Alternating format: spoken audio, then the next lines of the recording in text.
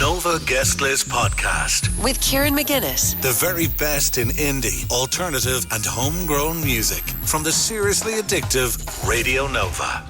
That was The Killers, and we are back on Radio Nova. This is the Nova Guest List. We are in location at BIM Dublin, and we're very, very, very lucky to be chatting to Jim Carroll, the chair of the Choice Music Prize. How's it going, Jim? Very well, Kieran. Very good. So it's a big night in Irish music. A great selection of bands this year. Do you think that the Choice Music Prize is a good barometer for what's going on in Irish music?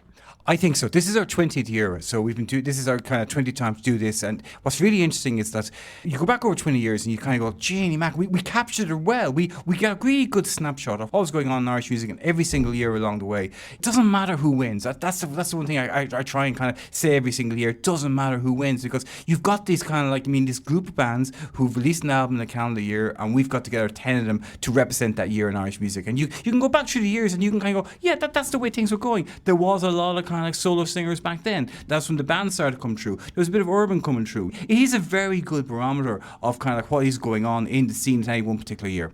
Yeah. So in the last couple of years, there was a kind of a rise, hip hop and rap and that kind of new Irish kind of urban thing, as you said. And then maybe last year or two, there was this kind of trad kind of infusion and a lot of stuff. Where are we sort of now? Oh, that's a good question. So where are we now? You see, I think that we're in a situation where bands are back. This year, you've got kind of like the Sprints coming through, New Dad. You've also got Fontaine's DC being on the shortlist yet again. I think bands are definitely kind of like me there. But then you've someone like Rush. You know what I mean? You've got this kind of like this Shannon Key sort of banshee wailing, brilliant kind of sounds, and you're kind of going, wow, it's there. I think what's happening is that Irish music is becoming incredibly diverse. I don't think we've even seen the start of diversity yet.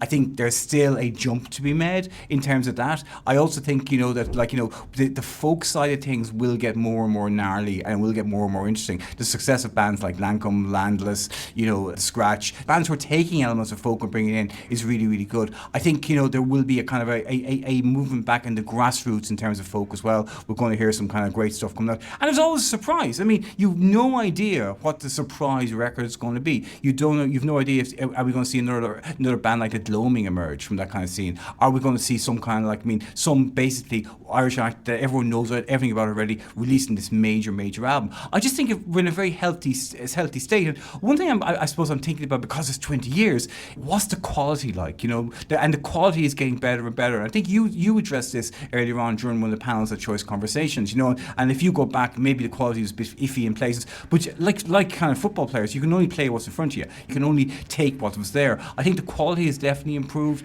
but the biggest change I've seen in Irish music, definitely in the last couple of years, is the internationalisation of it. The fact is that we have these acts who are now going abroad much, much earlier. We've bands tonight like Sprints and New Dad who've basically done not just English tours, they've done European, UK, US tours. I mean, these are debut album acts, and they're already kind of at that particular stage. I find that to be fascinating. I find it fascinating to look at a kind of an Instagram post by a band like Fontaine's DC, and they've outlined all their tour dates, and the tour dates go on till September, and you're going, wow, you're touring from February through to September. You're playing all these big venues. These are boom times. These are boom times. Okay, so it's a boom time for Irish music. That's a pretty positive way of looking at it. Jim, who do you think is going to win the Choice tonight? I never ever answered. How this works. I'm in a room with 11 or 12 judges. I basically guide the conversation. I say a few smart remarks now and again. I give out to people who present kind of PowerPoint presentations on the night. I just basically kind of keep it going. I don't have a dog in the fight. I really don't. All I want is basically that by 10 p.m. that those idiot judges have decided on one winner and that we're out of there. That's kind of my main thing. And the process is quite straightforward. We vote through the night, we eliminate acts all the way along the way, and we're left with 2 acts at the end of the night. And that's it. I mean, I've no idea who's going to win. It could be one of 10 acts. And I know that's the most cop-out question going, but I found that I keep my sanity and I keep what's left of my hairline intact by sticking to that particular line. Well, look, Jim Carroll, chair of the Choice Music Prize judging panel, thanks so much for chatting. Cheers, Kieran. Good to be on the guest list on Nova. Yeah, let's play something great up after this on Nova.